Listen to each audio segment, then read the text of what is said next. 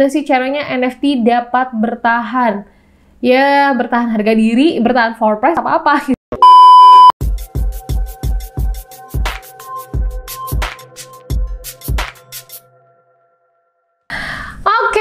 Welcome to our channel NFT Academy Indonesia. Ketemu lagi sama aku Indri Anissa. Dan kali ini aku akan bahas 4 kunci yang membuat NFT bertahan. Oke guys, disclaimer bahwa kita bukan penasehat keuangan teman-teman. Dan semua informasi yang kita berikan sewaktu-waktu akan atau dapat berubah ya. Dan teman-teman pasti bertanya-tanya nih, apa sih sebenarnya keuntungan dari creators? Ini mungkin sudah dibahas di video-video kita, jadi teman-teman bisa search aja. Dan juga bertanya-tanya juga kenapa sih atau gimana sih caranya NFT dapat bertahan? Ya, bertahan harga diri, bertahan floor price, apa-apa gitu. Ya, bertahan floor price-nya lah.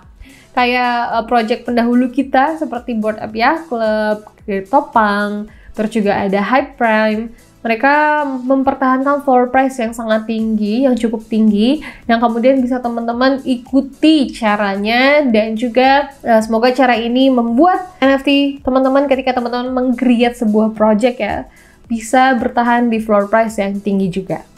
Yang pertama adalah scarcity. Dari kelangkaan ini, orang akan semakin banyak yang berburu. Dan juga biasanya NFT yang emang dia punya rarity tinggi ya, itu akan terjual jauh lebih mahal sekali. Kenapa? Ya kayak limited edition aja gimana? Semakin barang itu langka, ya semakin orang mencari, semakin orang mau beli dan menawar harga tinggi juga. Ya kan?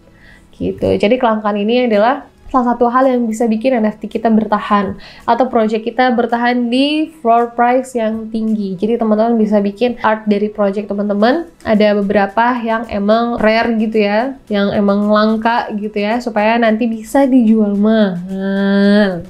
Nah, terus selain scarcity atau rarity ya, yang kedua ada reputation. Nah, reputation ini adalah bisa kita lihat dari tokoh si pembuatnya, tokoh si kreatornya.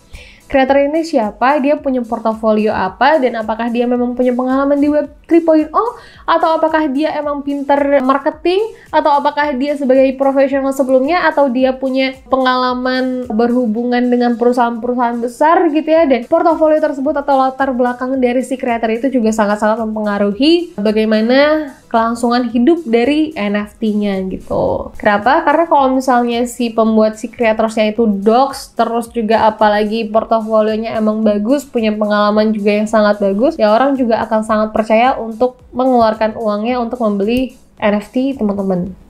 Gitu. Saran aku sebelum teman-teman membangun atau menjadi sebuah kreator NFT, teman-teman bisa membangun dulu yang namanya personal branding. Supaya apa? Supaya orang-orang juga bisa percaya sama kamu, dan juga supaya orang-orang mau beli NFT kamu sampai sold out. Next, ada yang namanya liquidity atau mudah diperjualbelikan ya. Tentunya kalau liquidity, as long as I played in NFT gitu ya, aku mantau NFT ini, hampir semua mudah juga diperjualbelikan, tergantung dari harga tentunya. Kalau misalnya memang ada harganya tinggi, ya tentunya kita bisa lihat dulu artnya, projectnya itu seperti apa, dari utility or creatornya atau roadmapnya seperti apa, yaitu yang bisa bikin project kita survive.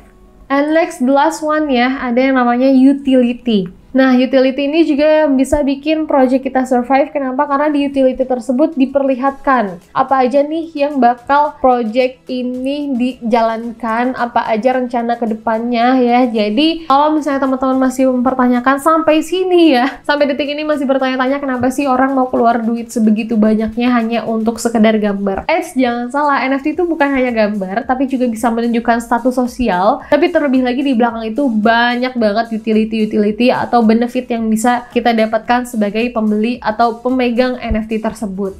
Setiap project itu punya utility yang berbeda-beda. Ada yang misalnya satu komunitas sama Justin Bieber, terus juga ada yang memang ada pertemuan offline, ada yang pertemuan di metaverse, terus juga ada yang bangun museum, kemudian kalau kita sebagai holders, kita akan dapat profit sharing dari museumnya, dan masih banyak lagi. Nah, utility ini adalah poin plus dari sebuah project NFT. So you guys masih bingung dan juga masih nggak mau untuk menjadi creator NFT? Aku rasa sih sampai sini teman-teman akan mau dan akan mulai ingin menjadi creators NFT. So, teman-teman harus banyak belajar lagi. Ikuti terus kita di NFT Academy Indonesia. Jangan lupa juga follow Instagramnya di @nftacademy.id untuk tahu info dan juga update seputar Web 3.0, blockchain, or NFT, dan juga kelas-kelas NFT lainnya. Aku Indrianisa, pamit undur diri. Wassalamualaikum warahmatullahi wabarakatuh. Bye-bye.